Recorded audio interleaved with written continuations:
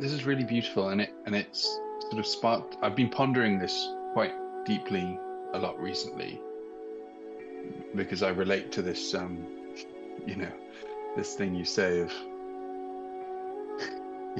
like I've tried, you know, tried to pull myself up by my bootstraps type thing, um, and it's not worked. And it feels to me that this idea of like I was listening to another mystic, Llewellyn von Lee, a Sufi mystic, and he was saying like in the journey of the soul, one of the fundamental like ingredients is an energy source. Like you need to call upon an energy source because you of yourself do not have the energy to pull yourself out from the thing that you're stuck in.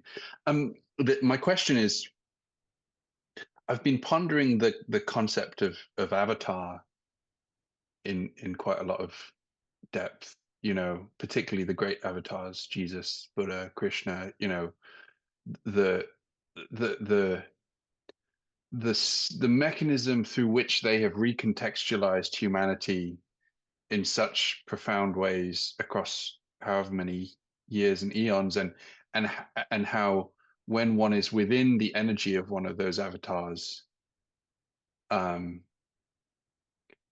that's one of the most powerful forms of intercession of this energy source that there can be. So my question is,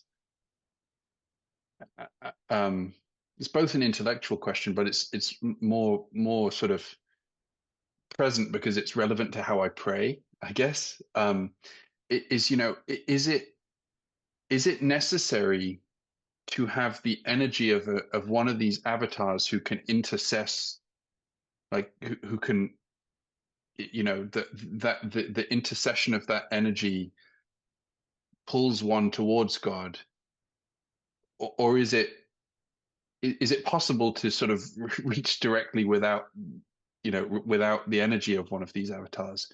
um I'm not sure if there's an answer to this, but it's something that's been really quite present for me over the last couple of weeks.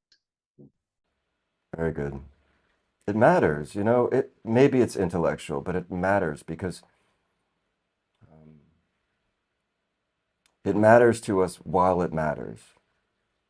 You've probably heard it said, the mind is like a tuning fork or a radio. And where you tune, this will this will be your experience. And you will move toward that. You are what you eat. You have become what you have eaten.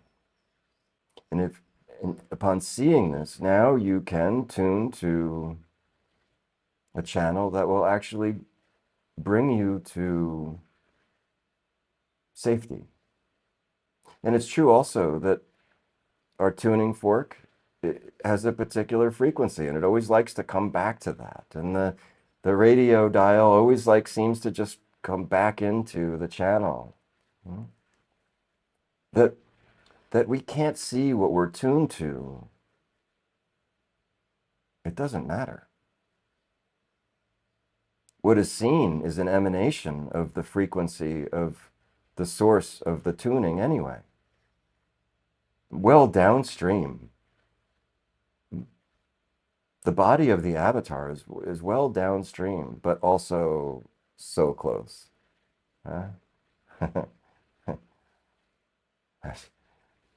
These things, it's like dancing to try and speak to these things, because the moment you put one foot down, you need to move. Focusing your attention on the avatars is very beneficial.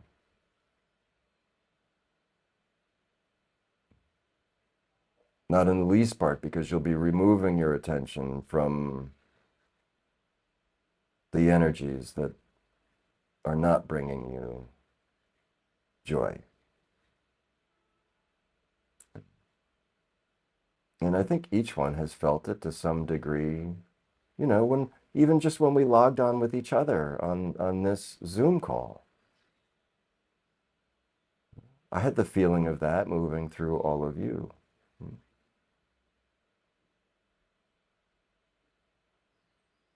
But but really, I'm just staring at my computer screen, aren't I?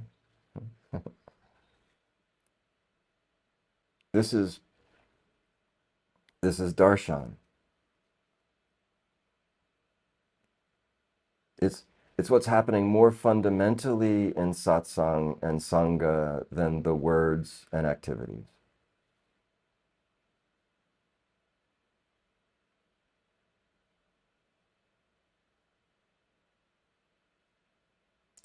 I heard Muji say this a couple of times. He said, in these satsangs, these words are simply to keep your butts there, to keep your minds engaged while I love you. Mm.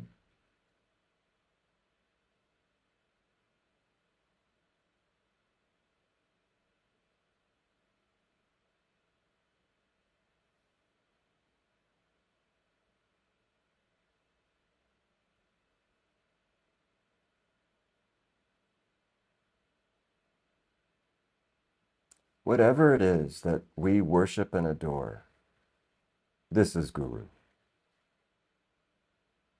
No one has ever been without Guru.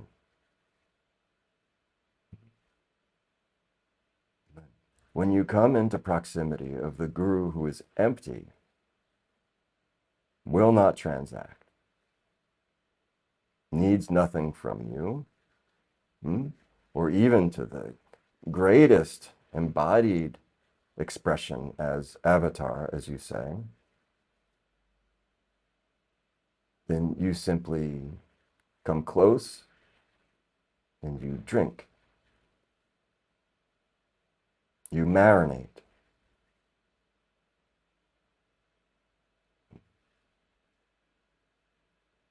Oftentimes, the mind will rebel. Because identified with mind, coming into contact with mind, well, the word is eraser, but really, this is the meaning of the word guru. It's the remover of darkness, of ignorance. And when we're identified in our ignorance, then we can find darshan to be very uncomfortable. Unless we're ready,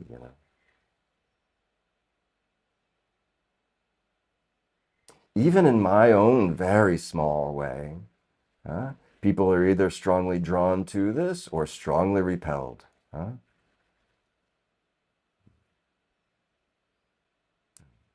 There's one more aspect. There's so many, but there's one I think that's also very much worth talking about, is that we can cultivate the humility that is required for us to be empty enough to receive what's being freely offered.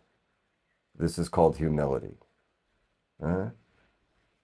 And being in relationship to symbols of the divine in a place of submission, it's called pranam, bowing,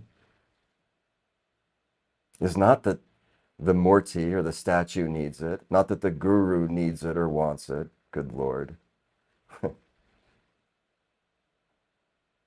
That it serves you to be free of the very thing that is blocking you from being the full recipient for free, which is pride and arrogance, often unconscious, unseen. So this is the other great advantage of coming into contact with something that something that you're looking for flows through that, through the murti, through the guru, through the scripture. And when you approach with a deep humility, with an emptiness and a total readiness and willingness to receive it, in a way you've done it yourself for yourself.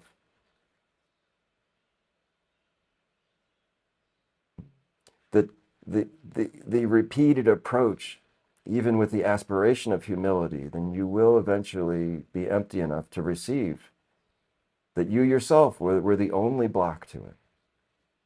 And so it could be said this is an intercession. This is a demonstration of mercy. This is the omnipresent power of grace, the grace of God.